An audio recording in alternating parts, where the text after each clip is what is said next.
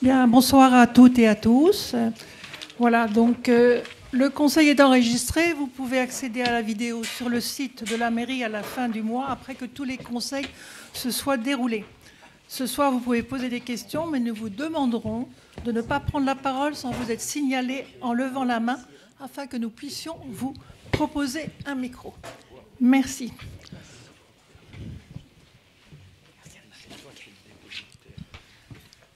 Donc on va commencer par le premier sujet. Voisin, solidaire et vigilant, plutôt vigilant et solidaire. Je laisse la parole à Anthony. Merci Fanny, merci Jean-Philippe. Ravi de vous présenter aujourd'hui une nouvelle initiative que nous lançons en exclusivité dans le 15e arrondissement. Nous sommes le premier arrondissement de Paris à se doter de cette application. Et j'espère que vous verrez à travers cette dernière tout l'intérêt qu'on porte au sujet sécuritaire dans le 15e avec Philippe Goujon. C'est une priorité, je le sais, pour vous, une priorité primordiale. Et nous essayons, avec les moyens dont nous disposons, de faire le maximum à la fois pour avoir le plus d'informations possible et aussi pour rendre chacun d'entre vous acteur de la sécurité au quotidien. C'est donc une nouvelle application qui existait déjà et j'imagine que certains d'entre vous connaissaient déjà le nom Voisin Vigilant et Solidaire. Elle existe dans de nombreuses communes en France. Il y a 2 Français sur 3 qui connaissent déjà cette application. Il y a 90% des maires qui ont installé cette application qui se rendent compte qu'effectivement ça diminue l'insécurité et le sentiment d'insécurité dans leur ville. Et elle est aujourd'hui utilisée par 4 millions de Français, 70 000 communautés de voisins et plus de 1000 mairies partenaires. C'est donc pas une nouveauté à l'échelle de la France, c'est une nouveauté à l'échelle parisienne. Et nous avons décidé en effet de travailler avec les fondateurs de cette application pour non seulement vous permettre de manière plus pertinente de l'utiliser à travers une géographie et une cartographie, vous allez le voir, on va en dire 2 mots, mais aussi pour créer un rapport direct entre les habitants et la mairie. Concrètement, comment cette application marche? C'est une application et un site web, donc vous pouvez soit télécharger sur votre smartphone l'application, soit vous rendre sur le site internet. Et là, vous allez devoir vous créer un compte, vous inscrire, vous allez y laisser un certain nombre d'informations, votre nom, votre prénom, votre numéro, votre adresse physique, votre adresse mail. Vous allez pouvoir y laisser aussi un justificatif de domicile qui permettra de vous rattacher à un quartier. Et ensuite, à l'échelle du 15e arrondissement, nous avons divisé l'arrondissement en 10 à l'échelle des 10 conseils de quartier pour avoir encore cette approche d'autant plus micro, d'autant plus pertinente et d'autant plus fine pour répondre aux problématiques de sécurité que vous avez dans votre quartier.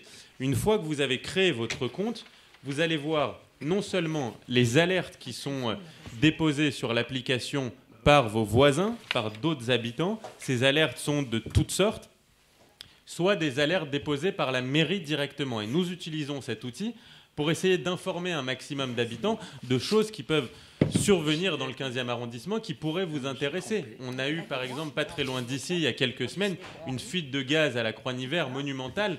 Il y avait beaucoup de personnes, beaucoup d'habitants qui étaient extrêmement inquiets, qui ne savaient pas est-ce que c'était dangereux ou pas, est-ce qu'ils devaient sortir de chez eux. C'était un problème effectivement CPCU. C'était un problème CPCU. C'était en effet de la fumée blanche qui était absolument pas dangereuse. C'était un problème CPCU. Et donc, on a utilisé cette application pour transmettre un certain nombre d'informations aux habitants et leur dire que c'était absolument pas dangereux. Et on leur a tenu au courant en temps réel de la situation et des avancées que nous menions. Aujourd'hui, c'est un outil qui est efficace à plusieurs niveaux. D'abord, pour diminuer les cambriolages et les incivilités. Il y a beaucoup, d'ores et déjà, de Parisiennes et de Parisiens du 15e arrondissement qui l'utilisent. Il y a près de 600 personnes qui se sont inscrites sur cette application depuis 3 semaines, date à laquelle nous avons lancé cette application. Il y a eu, en effet, un sentiment de diminution des incivilités et des cambriolages grâce à des alertes qui sont données par les habitants en disant « là, j'ai vu quelque chose de suspect, il y a un groupe qui traîne, ils ont des sacs à dos, etc. » Et donc, les personnes qui sont tout autour reçoivent ces alertes en temps réel et peuvent être amenées à faire plus attention. Sachez que, évidemment, la mairie et votre serviteur reçoit ces informations en temps réel, mais il y a aussi le commissariat du 15e qui est branché sur cette application et qui reçoit également toutes ces alertes. Évidemment, je précise que cette application ne vient pas remplacer le 17 ou le 3975 pour la police municipale. Ça vient s'inscrire en complément. Et en cas d'urgence, c'est évidemment le 17 qu'il faut appeler pour la police nationale ou le 3975 pour la police municipale. On n'a pas le même degré de réactivité et d'urgence avec ces numéros qu'avec cette application. Néanmoins, ça permet de faire passer des informations qui sont donc non urgentes à un certain nombre de personnes autour de vous et de voisins. C'est un outil qui est extrêmement utile parce que ça nous permet à nous aussi de saisir derrière le service pertinent en fonction de l'alerte qui nous est remontée. C'est-à-dire qu'il y a des choses qui sont extrêmement vastes, qui sont mises sur la table, si j'ose dire, à travers cette application. Et derrière, nous, on sélectionne, on sollicite le service le plus pertinent. Donc ça peut être la police nationale, ça peut être la police municipale, ça peut être les services de propreté, de voirie de la ville. En fonction de la nature de l'alerte, on va solliciter le service municipal ou national le plus pertinent pour répondre à ces problématiques. Aujourd'hui, effectivement, une fois que vous vous êtes inscrit, vous allez recevoir ces alertes, soit par SMS, soit par notification. Il y a l'application et le site internet.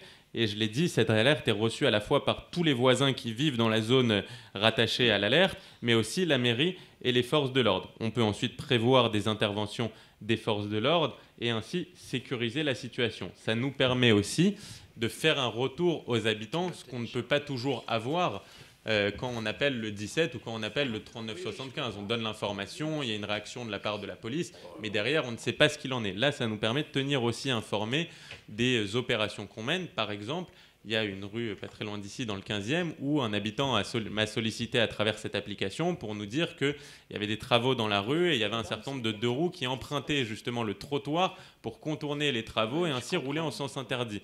J'ai reçu l'alerte.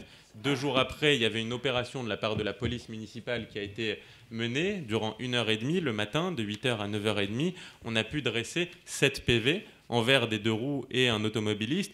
Et j'ai pu ensuite, derrière, tenir au courant la personne qui nous avait saisis.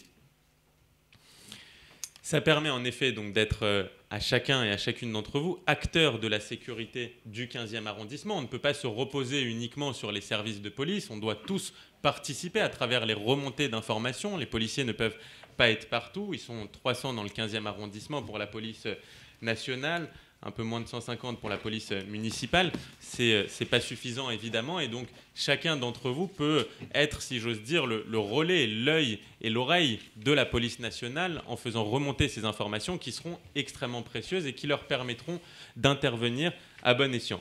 Ça peut aider, on l'a dit, pour les cambriolages et les incivilités. Et il y a aussi derrière le volet solidaire qui est possible à travers cette application pour aider par exemple des personnes âgées, pour les accompagner faire les courses ou ce genre de choses. Il y a aussi tout ce volet-là, cette solidarité entre voisins qui est possible, presque indépendamment de la mairie, si j'ose dire. Et c'est quelque chose qu'on voit de plus en plus sur cette application avec des élans de solidarité assez notables et assez beaux entre les voisins et des alertes qui sont mises parfois par le fils ou le petit-fils pour le grand-père ou la grand-mère et des habitants qui se proposent en effet de venir aider, garder, accompagner des personnes qui sont en difficulté. C'est aussi un volet qui nous tient beaucoup à cœur. Je peux vous montrer rapidement, si vous le souhaitez, la vidéo. Je vous montre d'abord les chiffres clés. Ça, c'est un tableau qui n'est pas à jour. C'était 5 jours après avoir lancé. On avait déjà 110 voisins solidaires et vigilants qui étaient inscrits. On en a aujourd'hui plus de 600. Il y avait 9 alertes. On en a aujourd'hui plus de 700. Des échanges, on en a plus de 1000, et des échanges en effet entre les voisins, entre eux de manière horizontale, mais aussi de manière verticale entre la mairie et les habitants, soit de manière descendante pour nous faire parvenir une information, soit de manière ascendante où on est sollicité par les habitants. Ça vient évidemment s'inscrire aussi en parallèle de tous les dispositifs qui existent déjà. On a évoqué le 17, le 3975, le 18. Il y a aussi la cellule d'écoute et de traitement des doléances du commissariat du 15e arrondissement que certains d'entre vous connaissent. C'est une adresse mail que je vous invite à noter si vous ne la connaissez pas. C'est écoute15 au singulier, écoute15, @intérieur.gouv.fr. Grâce à cette adresse mail, vous allez pouvoir solliciter, là encore de manière non urgente, pour les urgences, ça reste le 17 la priorité absolue, solliciter directement le commissariat du 15e et faire remonter au commissariat du 15e un certain nombre d'informations, de photos, de plaques d'immatriculation, de problématiques. Et le commissariat du 15e, à travers les personnels de police qui s'occupent de cette cellule d'écoute, vont pouvoir prévoir des opérations dans les jours qui suivent en fonction des informations qui seront remontées. Nous, on fait un point toutes les semaines avec le commissaire justement sur les retours des habitants dans cette cellule d'écoute et ainsi derrière vous faire un retour et suivre la situation dans le temps à l'échelle de plusieurs semaines, notamment je pense aux problématiques liées aux stupéfiants. Ce n'est pas quelque chose qui se résout du jour au lendemain, mais on arrive comme ça à nouer, à renforcer le rapport entre les habitants et le commissariat de l'arrondissement. Sinon, le seul lien, c'est à travers un numéro national, le 17, et encore une fois, il n'y a pas de retour. Notre objectif, c'est vraiment de vous donner le pouvoir d'une certaine manière, de vous rendre acteur de la sécurité et de multiplier les canaux de communication entre la mairie, le commissariat, la police municipale. Un dernier point sur une application relativement similaire qui existe aussi, qui a été lancée par la ville, qui s'appelle Dans ma rue, qui est aussi extrêmement utile. Je vous invite à la télécharger si vous ne l'avez pas. Ça permet là aussi de solliciter des services municipaux, police municipale, direction de la propreté, de la voirie, etc., sur des problématiques très précises que vous êtes amenés à rencontrer dans le quartier. Et on met un point d'honneur dans le 15e à intervenir sur chacun des points qui sont remontés sur cette application. Vous voyez donc le panel d'outils que vous avez à votre disposition. Tout ça s'inscrit en complément les uns des autres pour nous permettre, encore une fois, d'avoir le plus d'informations possible, d'être le plus réactif possible et d'avoir la réponse la plus pertinente en fonction des problématiques que vous nous faites remonter. Merci.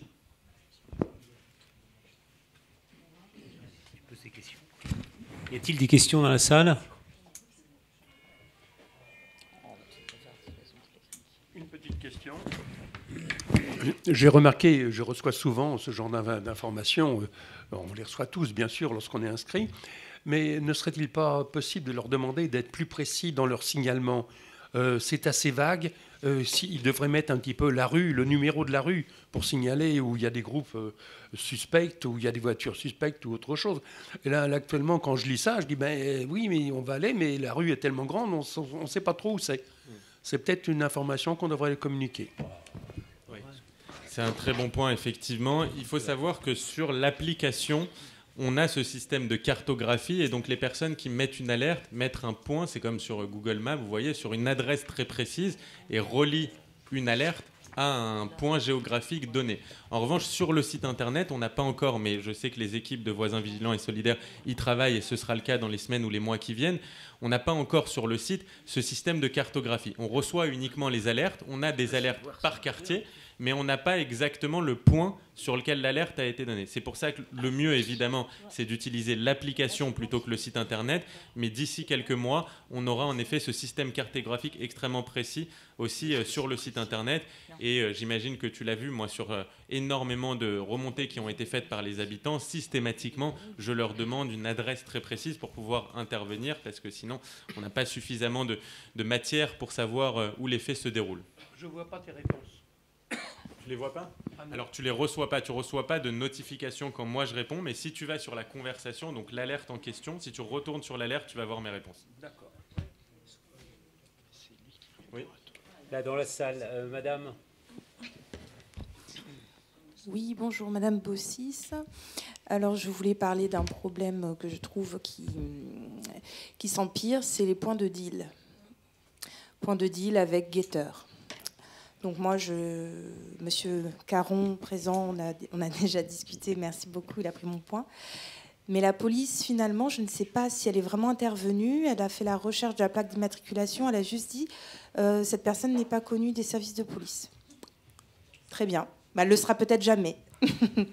Voilà, donc j'ai à plusieurs reprises appuyé, puisque moi je suis membre du conseil syndical et je représentais un petit peu tout mon immeuble qui avait donc vu cela, même ma voisine à côté de moi l'avait vu.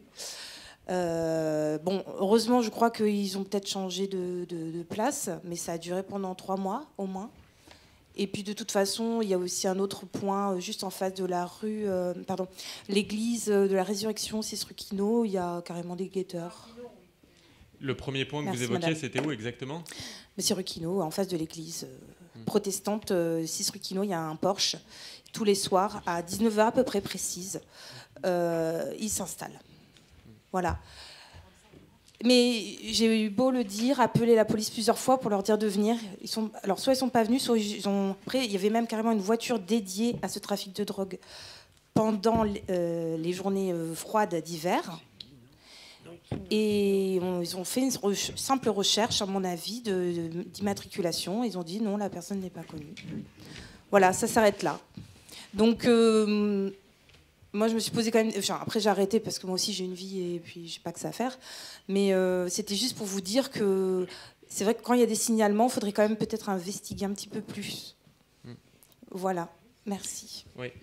Merci pour ces informations. Je vais faire le point avec le commissaire et si vous le souhaitez, on peut échanger nos coordonnées à la fin et je reviendrai vers vous pour vous en dire davantage. Ce que je peux vous dire, c'est que le trafic de stupéfiants dans le 15e arrondissement, c'est une grande priorité qui a été fixée par le préfet de police. On a eu en 2024 plus de 25% d'activités d'initiative des services de police sur la lutte contre le stupéfiant. Donc ça montre qu'ils en ont fait véritablement une priorité. On a globalement 2 priorités absolues dans le 15e, la lutte contre le trafic de stupes et les cambriolages. Et on a eu d'ailleurs, pas plus tard qu'il y a 2 semaines, une opération Place Nat XXL. Je ne sais pas si vous voyez ce type d'opération qui mobilise différents services. Il y avait une centaine de policiers qui ont été mobilisés, qui nous ont permis d'arrêter 12 cambrioleurs qui étaient à l'origine d'une centaine de cambriolages dans le 15e, dans Paris et aux environs, sur les 8 derniers mois.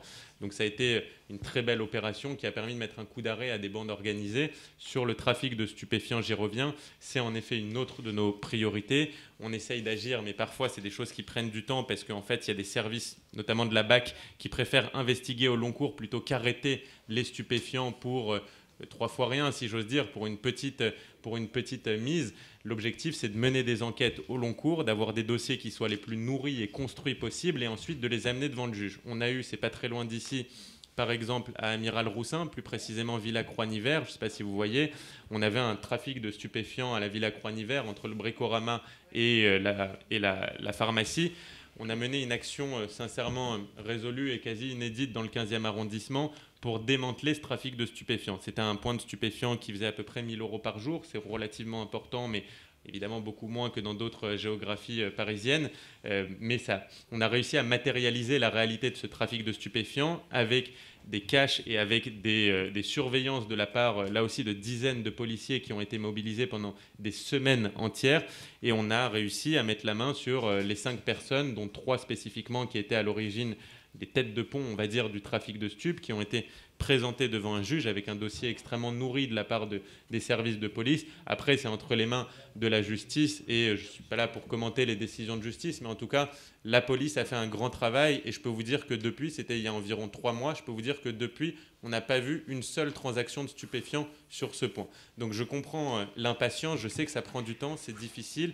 Je vais en parler précisément de ce point au commissaire central et je reviendrai vers vous pour vous dire. Et j'invite évidemment chacun d'entre vous, je comprends aussi la lassitude, mais d'appeler le 17 sans cesse et de renouveler le 17. Il faut toujours garder en tête que l'appel au 17, d'abord, ils peuvent intervenir et on ne le voit pas. Et deuxièmement, c'est un outil qui permet aux effectifs de police d'organiser des opérations de police dans les jours ou les semaines qui suivent. Je m'explique, si jamais il y a 10 personnes qui, sur une même semaine, appellent pour un point, évidemment, l'objectif, c'est qu'ils puissent intervenir tout de suite pour résoudre la problématique. Mais dans tous les cas, même s'ils ne peuvent pas intervenir à ce moment précis, c'est noté, c'est enregistré, et le commissaire central du 15e arrondissement prévoit des opérations pour la semaine suivante en fonction des appels qu'il y a eu au 17. Donc c'est jamais inutile un appel au 17 et je vous invite, malgré l'attente qui est parfois un petit peu longue, à ne pas hésiter à les appeler, à contacter la cellule d'écoute ou alors à m'écrire directement. Je reviendrai vers vous sur ce point. Oui, c'est une application qui est gratuite. Bien sûr. Donc il y a forcément quelque part une recette. Alors, est-ce que c'est subventionné intégralement ou est-ce que les données sont stockées par quelqu'un et peuvent-elles être exploitées par quelqu'un? Non, les données sont à la charge de la mairie. Elles sont exploitées uniquement à des fins de communication par rapport aux problématiques qui sont soulevées. Donc, il n'y a pas de problématiques spécifiques liées à l'utilisation des données.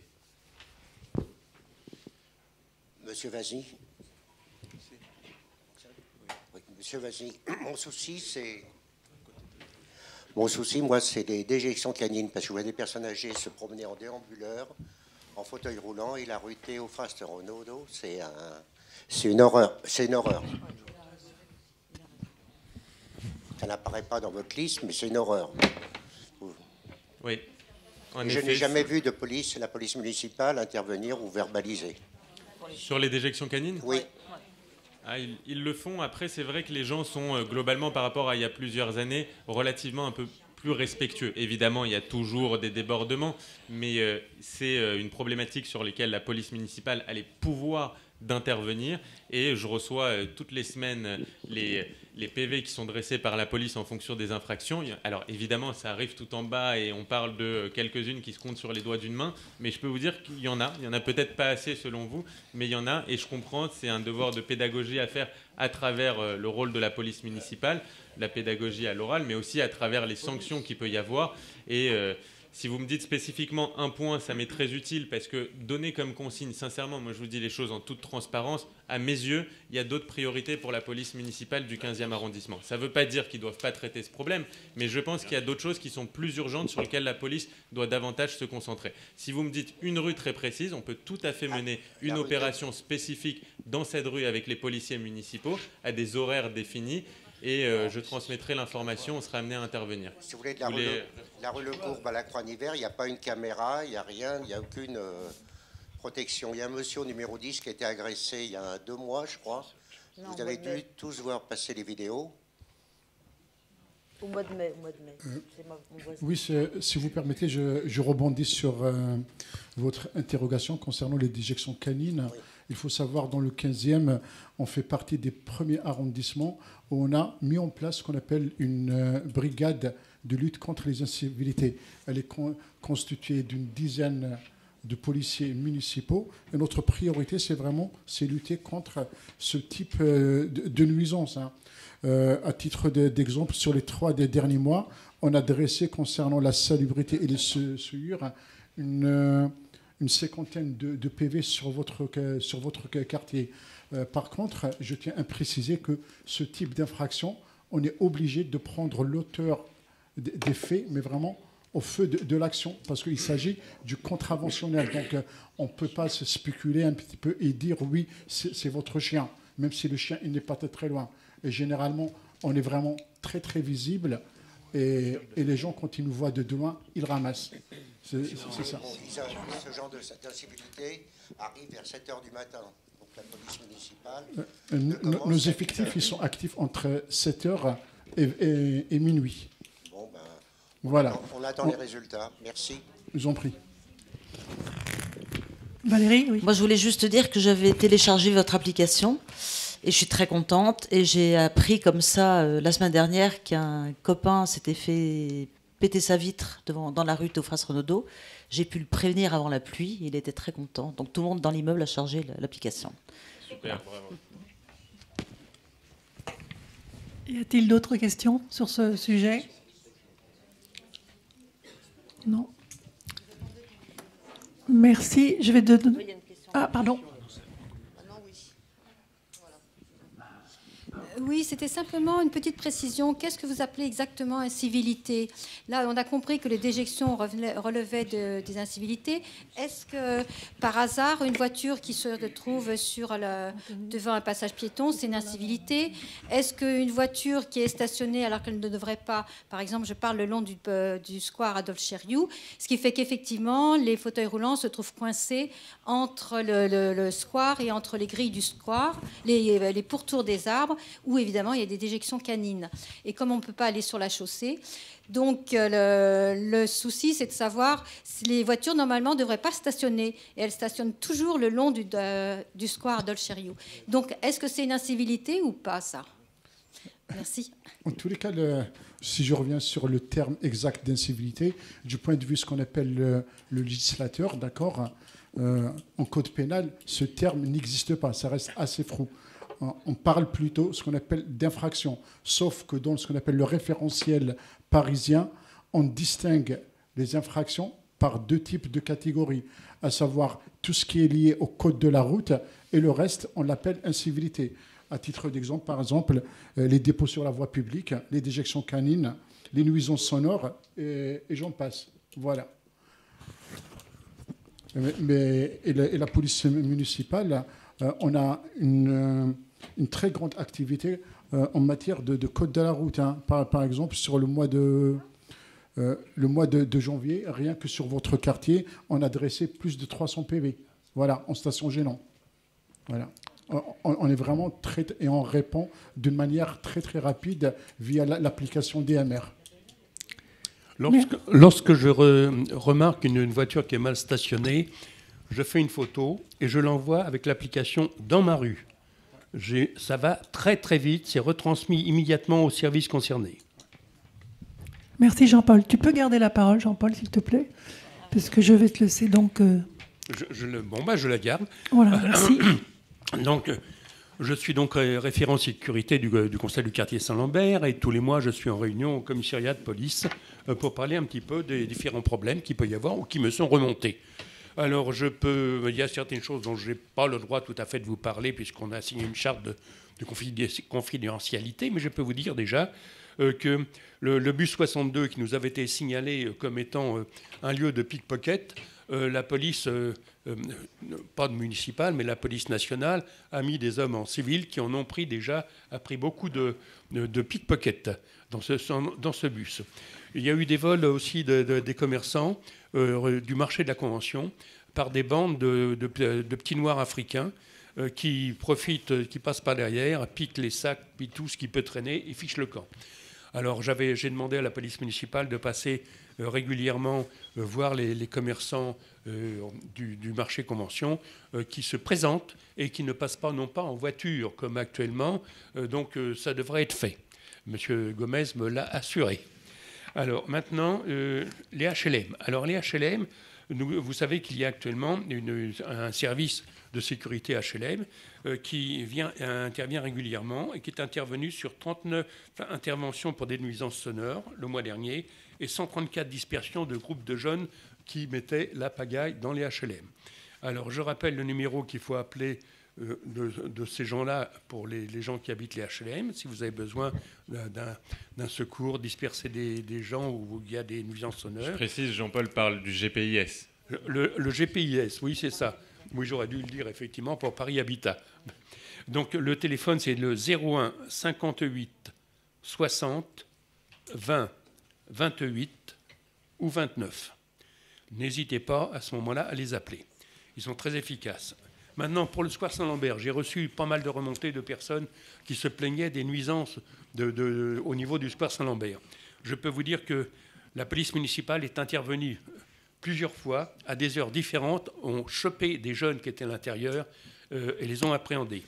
Donc il y aura de nouveau des nouvelles patrouilles de la police municipale qui se feront à des heures dans la nuit d'une manière irrégulière, de façon à pouvoir les évacuer, qu'il n'y ait plus ce genre de problème.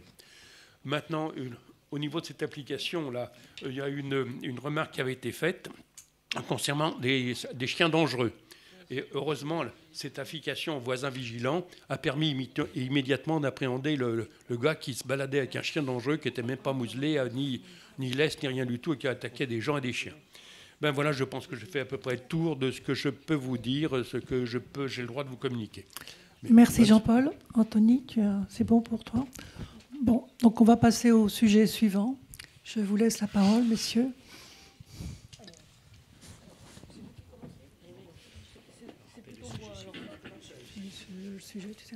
Sécurité. C'est le sujet suivant qui a été choisi, c'est la sécurité cyclable. Cyclable, hein. Pas la sécurité qu'on vient d'aborder là, c'est vraiment la sécurité cyclable. C'est le choix des conseillers de quartier qui sont autour de cette table. Hein. C'est pas le choix de la mairie, c'est très clair. Hein.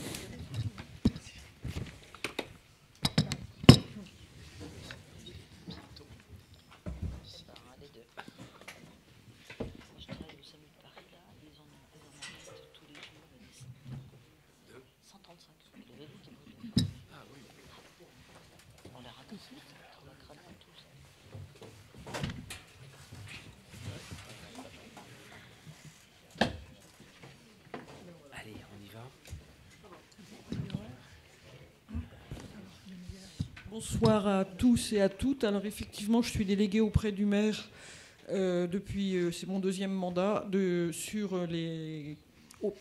déléguée aux mobilités actives, ce qui signifie le vélo, les piétons, et un peu par ricochet aussi les trottinettes, quoi, en gros. Voilà. Tout ce qui n'est pas automobile ou motorisé, thermique ou gros. Voilà. Mais enfin, dans la pratique, c'est surtout le vélo, je dois bien vous l'avouer, parce qu'il n'y a pas tellement de programmes qui me permettent d'agir en faveur des piétons.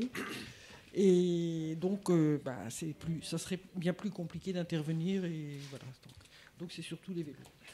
Alors, concernant la sécurité et ce qu'on traduit en général par accident, naturellement, c'est en fait, je commence par dire ce que monsieur le policier, pardonnez-moi, complétera probablement. Hein. Moi, à mon niveau, ce dont je me rends compte et qui est corroboré par toutes les différentes données qu'on peut avoir, c'est qu'on ne sait pas grand-chose, on n'arrive pas vraiment à chiffrer les accidents et encore moins à les qualifier.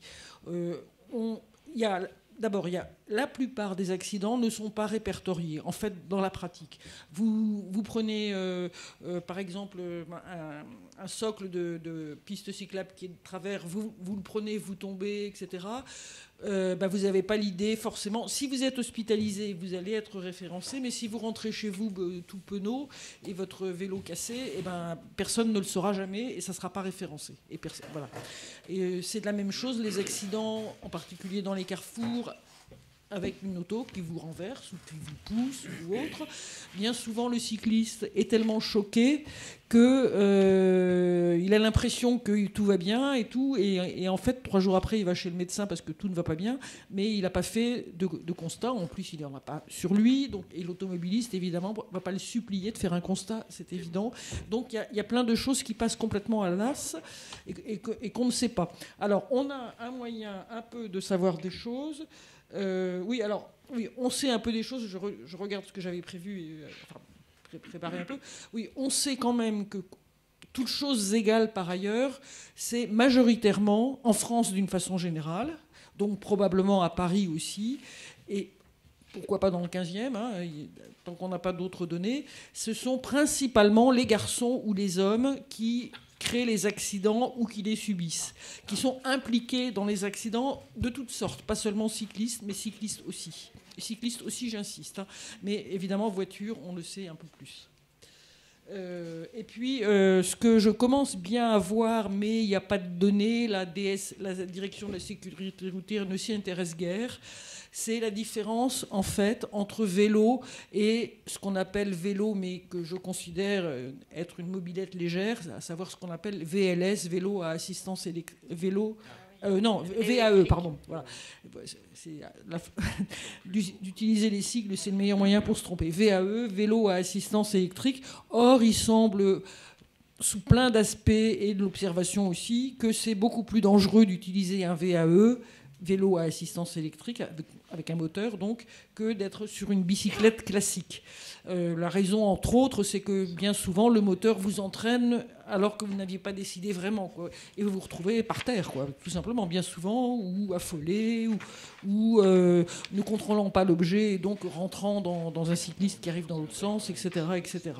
Je ne vais pas m'étendre là-dessus, mais j'en sais un peu plus, parce que malgré tout, il y a des études d'universitaires qui cherchent des choses et tout, donc on commence à avoir quelques pistes d'information, mais ça n'est pas du tout encore complètement tout vérifié, tout avéré comme ils disent.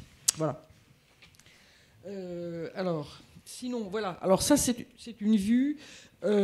Oui, alors, ce qu'on a... Enfin, non. Oui, c'est une vue, un extrait du résultat du baromètre des villes cyclables qui est fait par l'association nationale qui s'appelle FUB, Fédération des usagers et usagères de la bicyclette. Je le dis un peu parce que c'est en riant, parce que c'est long à dire, mais bon. Et qui demandait... oui, c'était en 2020, enfin, c'était il y a 3 ou 4 ans, hein, en tout cas, qui demandait notamment de dire quels sont les endroits qui vous paraissent dangereux. Notez-les sur une carte. Voilà, bon. Et on s'aperçoit que il y en a plein. Alors voilà, il fallait noter les points rouges, c'est les endroits qui paraissent à aménager en priorité. vous voyez un peu le topo. Nous, à la mairie, qu'est-ce qu'on fait avec ça? Heureusement, la plupart, je les connais, les lieux, effectivement. Je dis, bah oui, c'est vrai, gna, gna, gna, mais bon, c'est gigantesque. Quels sont, ça, c'est en rouge. En bleu, c'est les demandes d'arceaux à vélo. On en reçoit tout le temps, des demandes, et elles sont toutes tout à fait justifiées. Mais voilà, on en est là. Et en vert, c'est qu'est-ce qui s'était amélioré depuis 2 ans. Voilà.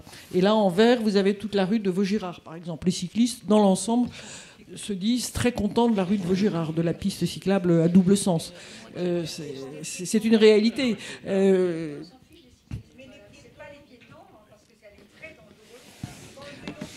Oui, absolument. Alors, oui. Alors, si vous permettez, j'ai prévu d'en parler, mais un peu plus loin. Mais absolument.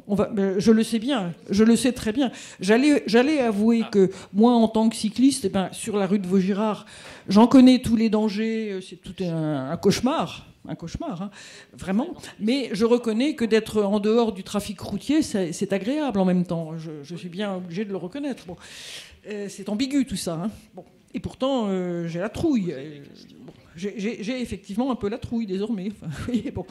Voilà. Alors, ça, c'est une chose. Alors, oui, et à droite, c'est un essai de compréhension du rapport entre le citoyen dit « Ouh là là, c'est dangereux !» Et en fait, ça ne veut pas dire qu'il y a des accidents, parce qu'il n'en sait rien. Moi-même, je ne le sais pas. Alors, il ne le sait pas plus, le citoyen. Ça veut dire « Ouh là là, c'est dangereux !» Ça veut dire « Ouh là là, ça me fiche la trouille !» Ce qui n'est pas du tout synonyme à « il y a beaucoup d'accidents ». Pas forcément synonyme. Et donc, ils ont fait cet essai, donc je vous en ai mis un extrait. Par exemple, densité des points noirs. Si je prends la 2e ligne, modérée. Bon. Et ils le croisent avec le nombre d'accidents dans ce secteur. C'est pas des rues, c'est des bouts de quartier, ça. Hein. Ça porte un nom, enfin, mais ça donne quand même une idée de la question. Densité des accidents, haute, si c'est modéré en densité de points, il y en a beaucoup qui sont marrons, c'est-à-dire haute, ça veut dire beaucoup d'accidents. Donc les citoyens soit ne voient pas que c'est dangereux, effectivement, parce qu'il y a beaucoup d'accidents, soit l'inverse aussi, très souvent d'ailleurs, c'est plutôt l'inverse. Mais donc, ce que disent... bon, ça donne des indications sur le niveau de satisfaction, finalement, et c'est le but de ce baromètre, d'ailleurs. Hein. Mais pour dire qu'on n'a pas beaucoup d'éléments, quoi, en fait, finalement. Alors, maintenant, les causes de danger, il y en a énormément. La première cause en France et à Paris jusqu'aux dernières nouvelles, c'est la portière qui s'ouvre. C'est la première cause d'accident en France, d'accident de cyclistes, c'est la portière qui s'ouvre. Ce qui fait que il était jusqu'à il y a quelques années, je ne sais plus, 4-5 ans, quelque chose comme ça, il était interdit de rouler loin des voitures quand on était à vélo. Donc ça voulait dire qu'on était obligé par le code de la route de rouler dans le risque de portière qui s'ouvre. Bon, finalement, maintenant c'est autorisé. Donc si vous êtes automobiliste, et de toute façon on conseillait aux cyclistes d'enfreindre le code, parce que pour des raisons de sécurité. Alors maintenant que c'est autorisé, ça va. Donc il ne faut pas vous étonner si vous avez un cycliste qui vous gêne, qui vous agace même, ce que je comprends parfaitement, parce qu'il roule devant vous en plein milieu, pensez-vous. Et il ne le fait pas pour vous embêter du tout. C'est plutôt vous qui l'embêtez parce que c'est un peu désagréable de se sentir un peu poussé par une voiture à l'arrière. Mais sinon, c'est juste parce que c'est la largeur de la portière, quoi. C'est tout. Hein, voilà. Alors, il y a ça. Alors, il y a toutes les questions de manque de visibilité. Le cycliste arrive à un carrefour. S'il y a du stationnement qui masque le carrefour, si lui, depuis son vélo, il ne peut pas voir s'il arrive ou pas une voiture, parce qu'il y a des masques, ce qu'on appelle des masques de visibilité, du stationnement, en particulier des camionnettes, mais aussi des voitures normales, ça peut créer un accident, parce que le cycliste ne peut pas passer sa vie à se méfier partout. Il cherche plutôt à rouler, il se rend quelque part. D'autant plus qu'il y a un problème complémentaire là-dessus, c'est que beaucoup des cyclistes maintenant, d'aujourd'hui, tous ces nouveaux cyclistes, qui ne sont pas des gens de mon âge, mais qui sont beaucoup des jeunes, et c'est formidable, évidemment, sauf que ils n'ont pas appris à faire de vélo, eux. Ils ne savent pas. Et donc, ils font comme s'ils étaient encore dans une voiture avec l'idée d'aller vite. Et en fait, il y a un problème dans ce domaine. Et donc, il se comporte sans la prudence que l'âge aussi m'a amené à avoir, je dirais.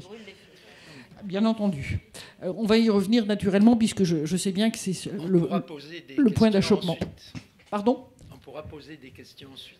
Si on a le temps, oui. Moi, non, parce que vous parlez beaucoup du danger pour les cyclistes. Mais c'est ce qu'on m'a demandé de faire. Mais moi, ce que je ressens, et j'ai des... C'est pour les piétons. Plusieurs personnes qui ont été blessées. Bien sûr. C'est le non-respect du... Absolument, mais on y vient. Est-ce qu'on peut poser les questions? Non, écoutez. Non, laissez terminer l'intervenant. Isabelle, tu fais un peu concentré si ça t'ennuie pas. Et puis on laisse la parole à la salle sur tous les problèmes de...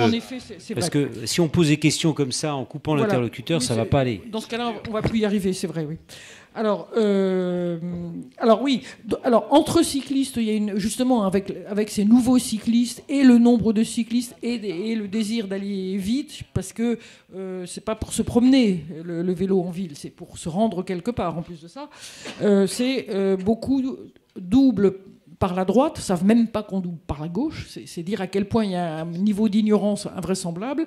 Et double aussi de beaucoup trop près, et donc peuvent accrocher le cycliste qui se sent pas à l'aise, ou enfin quelle que soit la raison, tout ça. Donc ça, c'est aussi une cause d'accident. Et avec les piétons, il faut se rendre... Alors, je réponds en fait de facto un peu à votre préoccupation, mais on pourra y revenir naturellement. Hein. C'est que...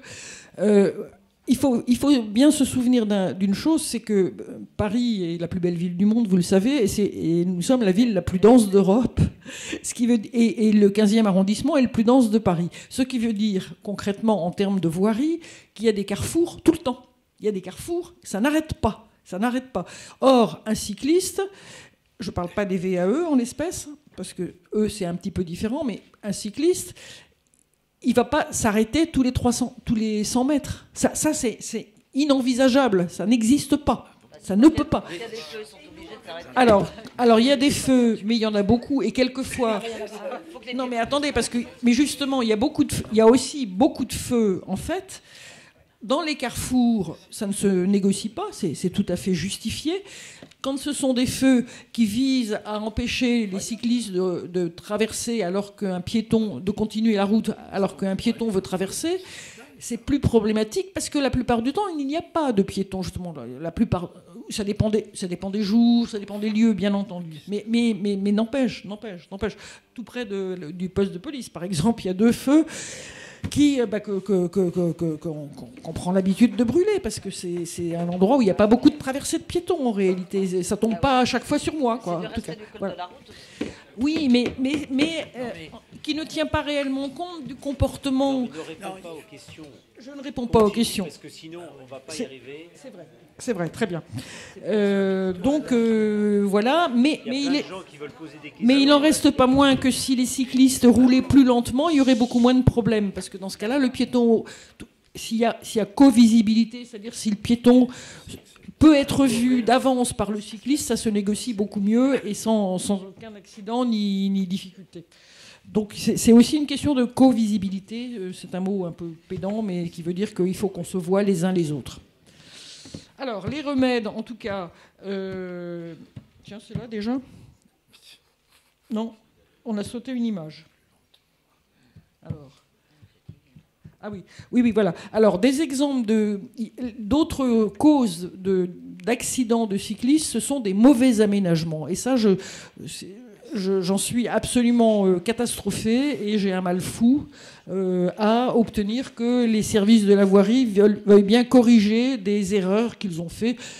C'est pas humiliant d'avoir fait des erreurs, ça peut arriver, mais seulement ça met en danger, donc c'est quand même très enquiquinant. Et alors, la deuxième image, c'est toujours pas réglé, mais c'est en bonne voie.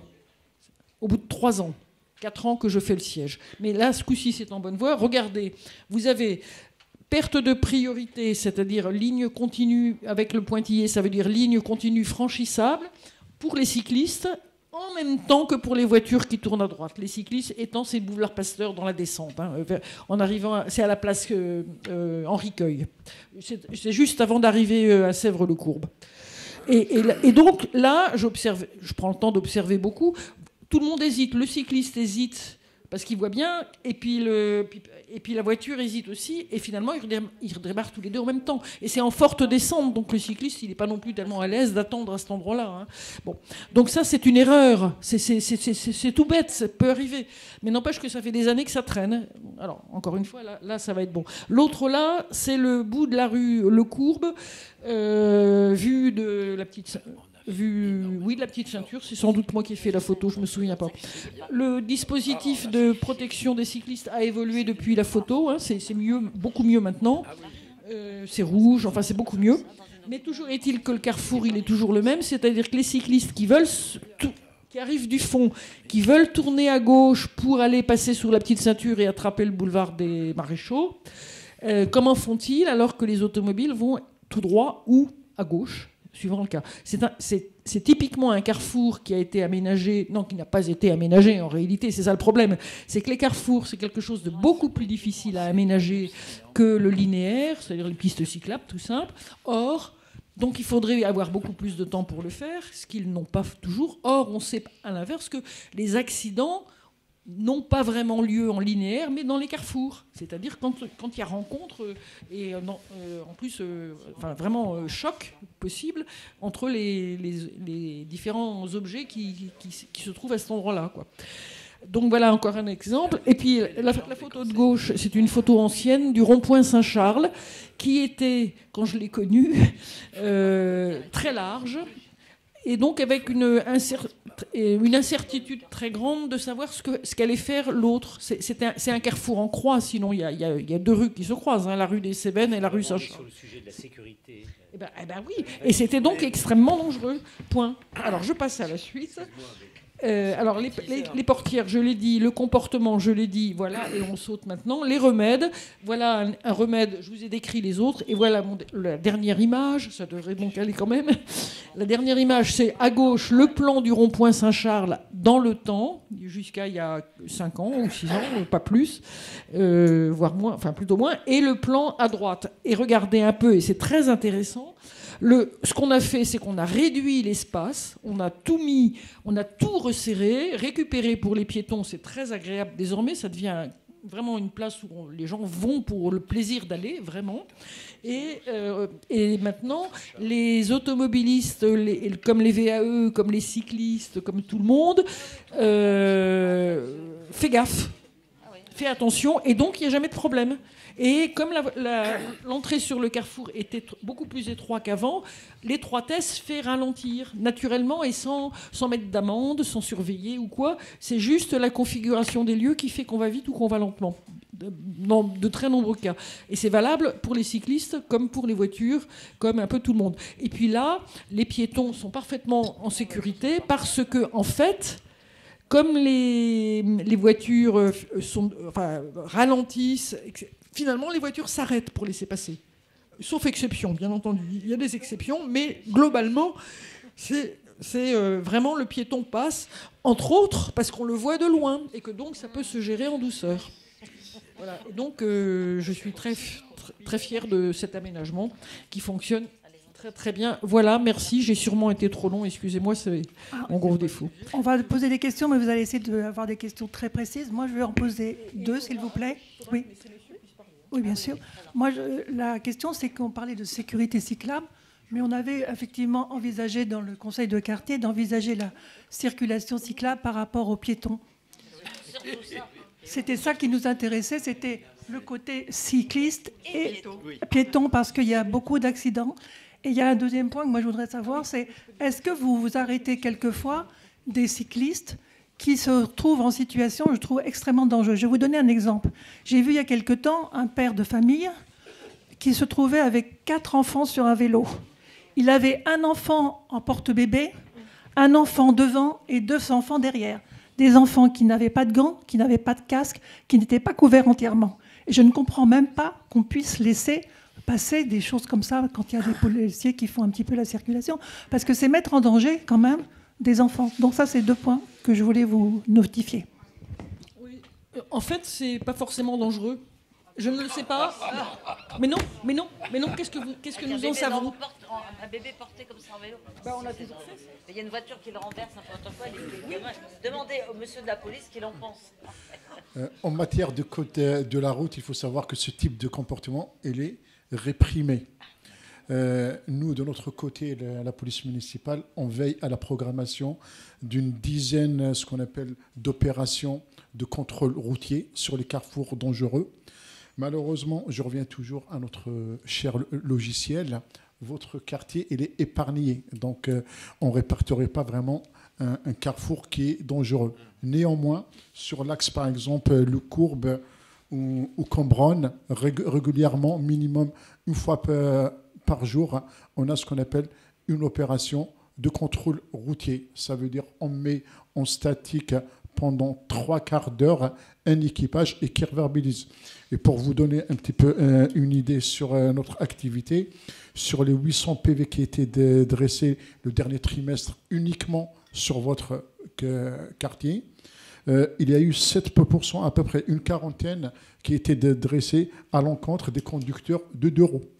Voilà, que ce soit pour des franchissements de comment dirais-je, de feu, ou non-respect de traversées piétonnes, ou par exemple la conduite avec les oreillettes.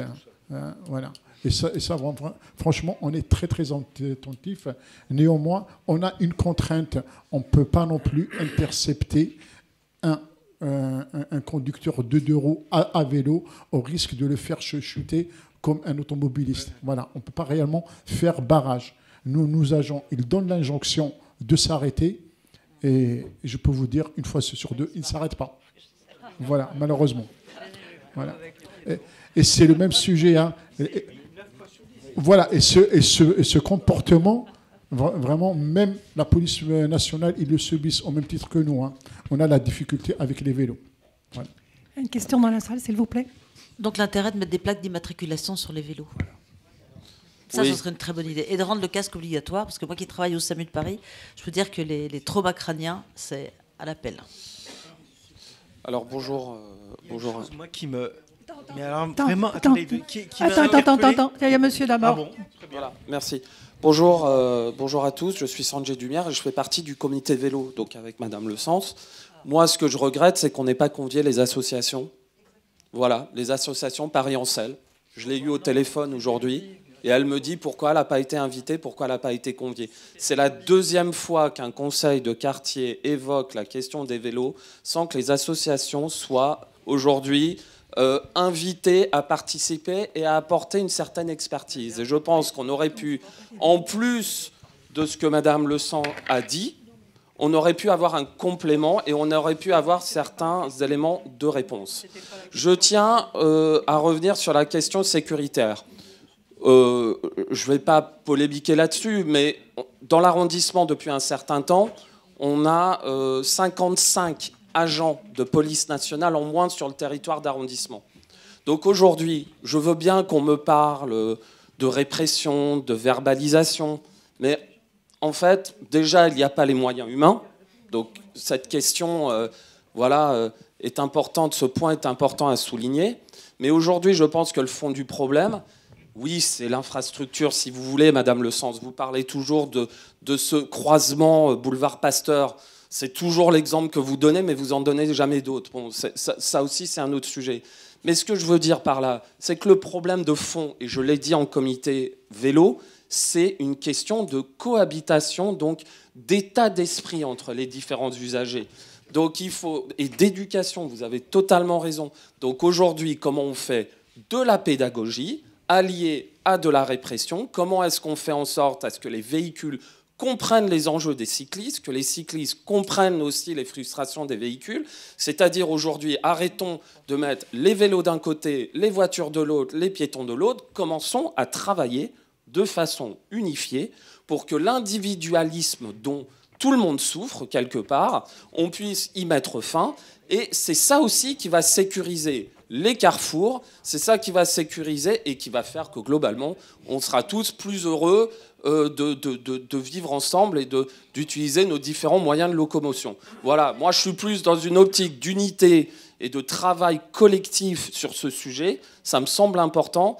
Et j'ose espérer que la prochaine fois, dans ce conseil de quartier ou même dans d'autres, s'il y a des questions de vélo, qu'on appelle ces associations qui ont des experts depuis très longtemps. Merci infiniment du temps de parole accordé.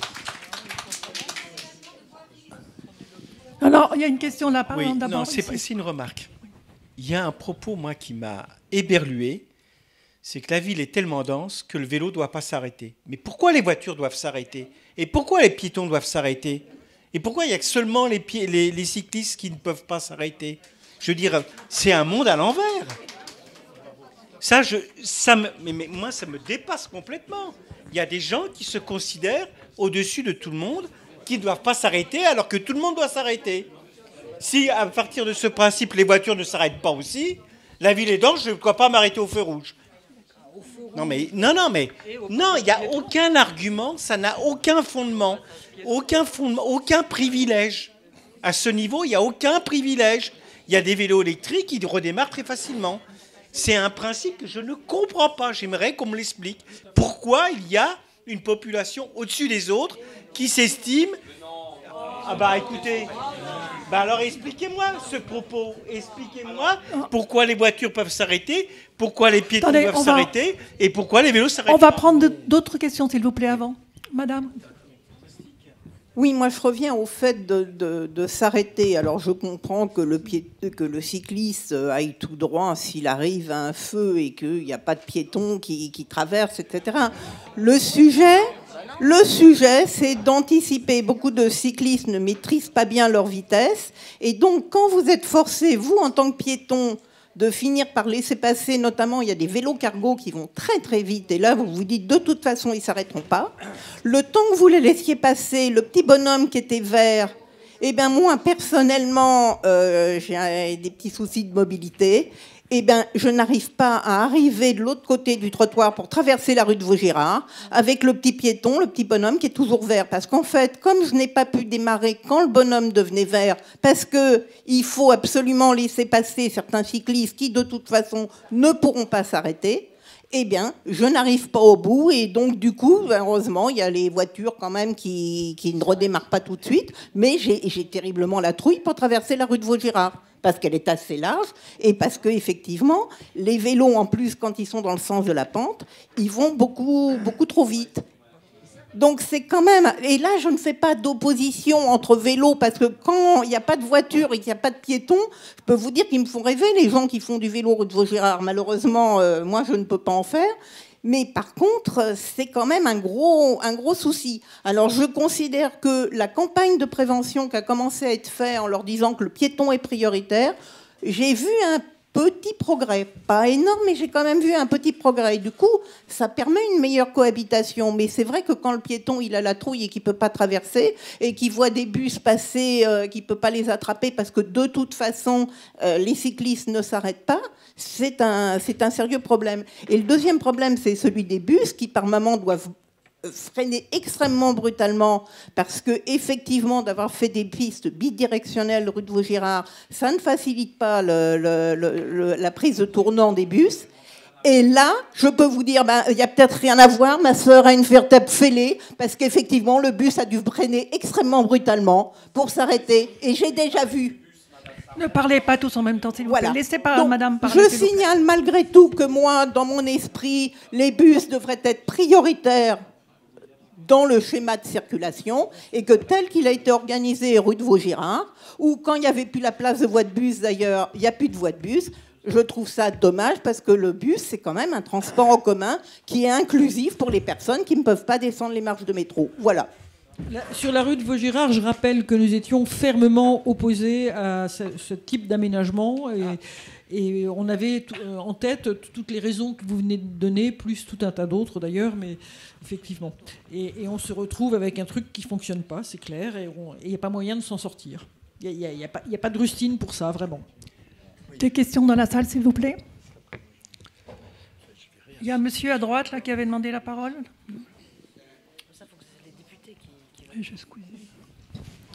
Oui, Yves de Tessières.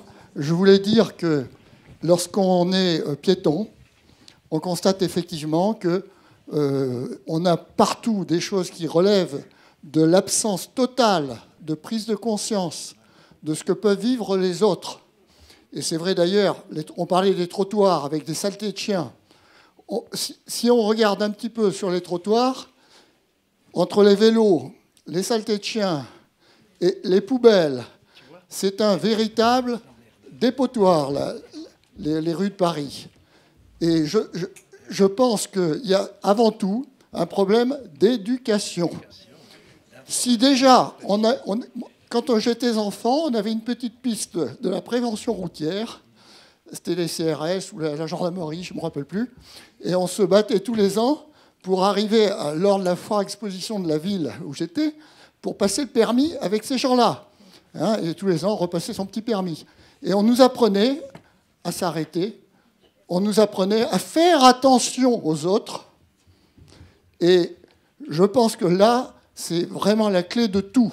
Et comme j'ai eu l'occasion de l'expliquer un jour à monsieur le maire, on ferait un petit exercice avant de passer au collège, aux jeunes, en leur disant « Prenez un masque sur vos yeux et vous allez traverser l'arrondissement, hein, vous allez vous mettre un petit peu à la place de ceux qui ne voient pas. » Pour les vélos, c'est la même chose. Moi, je ne suis pas un fanat de vélo à Paris. Dieu sait si j'en ai fait ailleurs. Mais quand je vois que rue Lecourbe, au bout de la rue Lecourbe, quand on arrive au carrefour là, pour les vélos, il y a une voie, on se dit c'est bien pour les vélos. Ils n'ont pas de feu. Alors, je suppose que celui qui a fait le plan s'est dit, de toute façon, un vélo, il doit laisser passer sur le passage clouté les piétons. Surtout quand le feu est vert pour les voitures. Mais comme les voitures viennent dans l'autre sens, il n'y a pas de feu sur la voie des vélos quand on arrive au bout de la rue Lecourbe. Vous regarderez. Et on a fait la même chose sur la voie pour vélos qui longe la Seine à plusieurs endroits, depuis les Invalides, vous regarderez. Alors, je ne sais pas si on veut protéger les cyclistes, mais là, je crois qu'on prend un gros risque, à la fois pour les cyclistes, pour les vélos et pour les bus, qui, hélas, aussi, ont vraiment une grosse difficulté maintenant à avancer.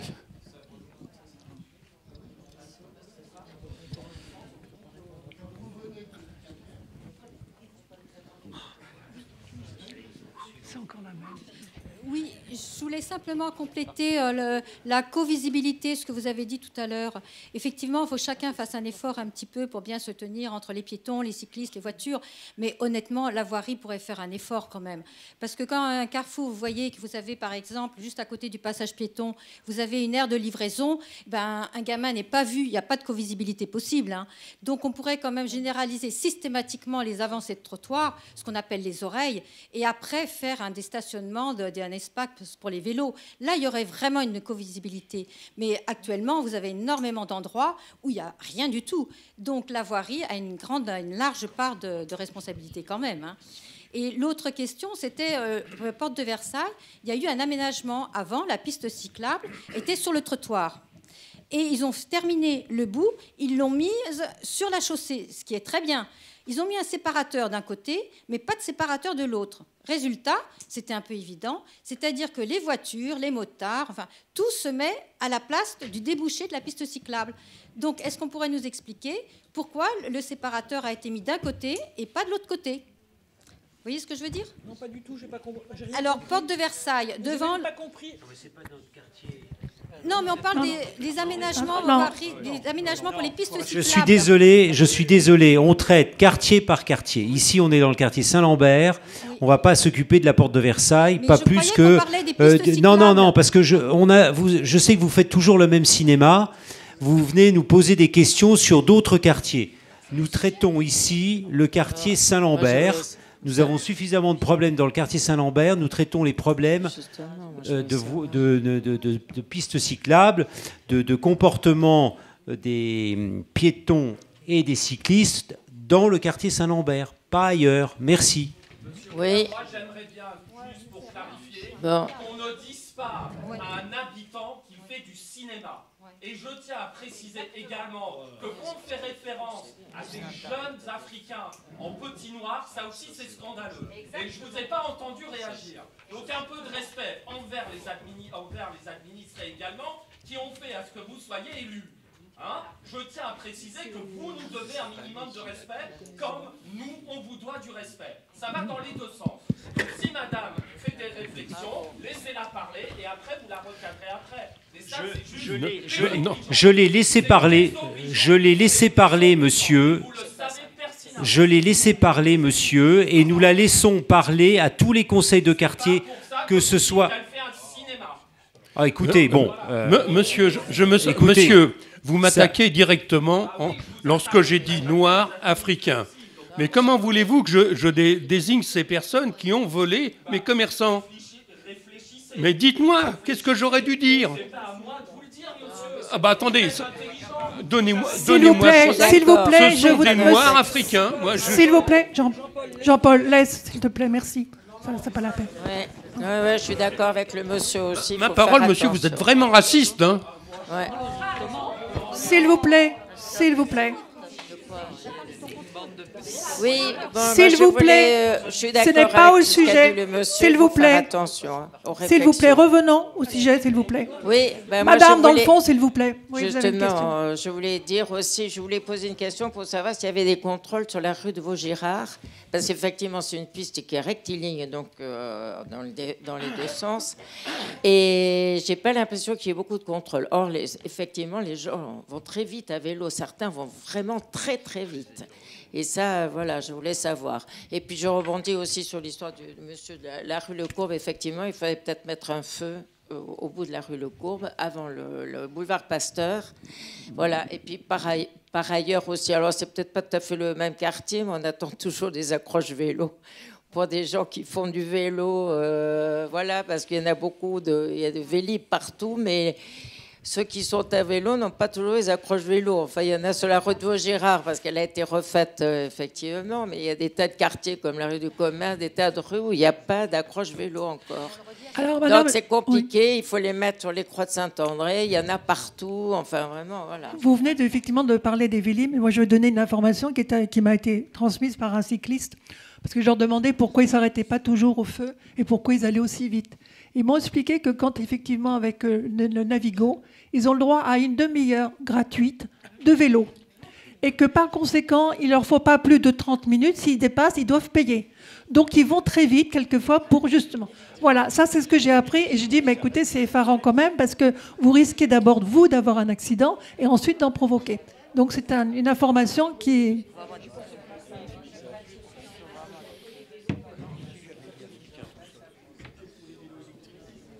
Vas-y. Oui, moi je trouve qu'il y aurait un grand progrès à mettre des plaques d'immatriculation sur les, si vous voulez, sur tout engin qui a une certaine vitesse et une certaine énergie cinétique, ce qui n'est pas le cas des piétons.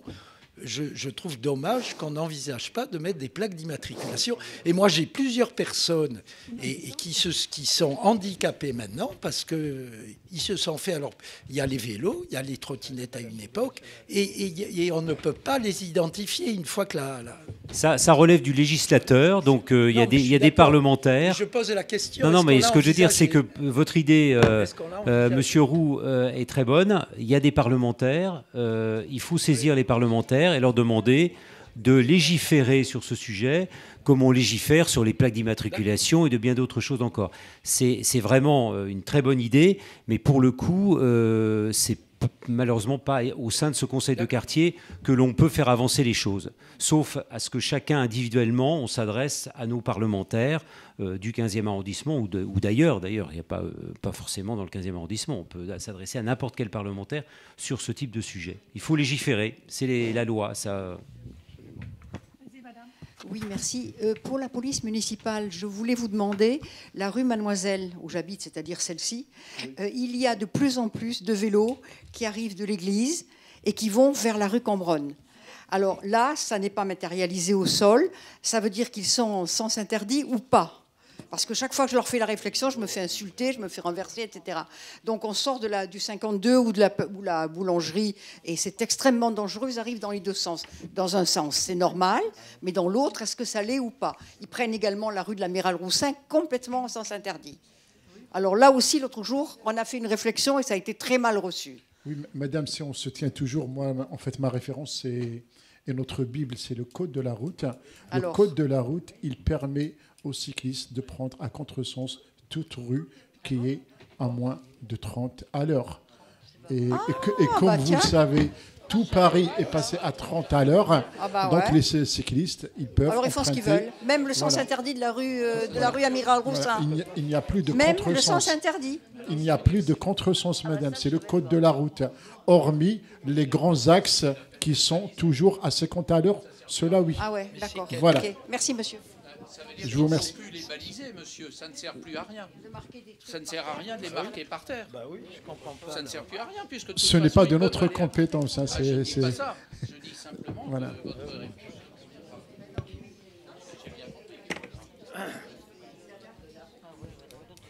Y a-t-il d'autres questions, s'il vous plaît? Bien, ben écoutez, je vous remercie. Je vous souhaite un bon retour et un prochain conseil de quartier.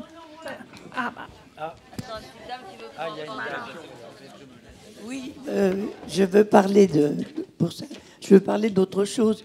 Vous savez qu'on parle toujours de verdir la capitale. Or, dans notre arrondissement, il y a des rues qui seraient contentes, pour les habitants seraient contents, qui voient un peu de verdure.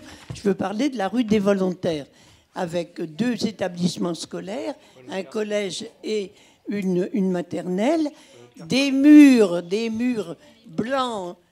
Les murs de cet établissement sont blancs, sales, c'est une catastrophe. Il serait tellement simple de faire pousser quelques petits végétaux et de verdir tout ça. Je vous propose, madame, d'aller au conseil de quartier de ce quartier-là, qui n'est pas le nôtre. Volontaire, c'est pas... Non, ce n'est pas le nôtre ici.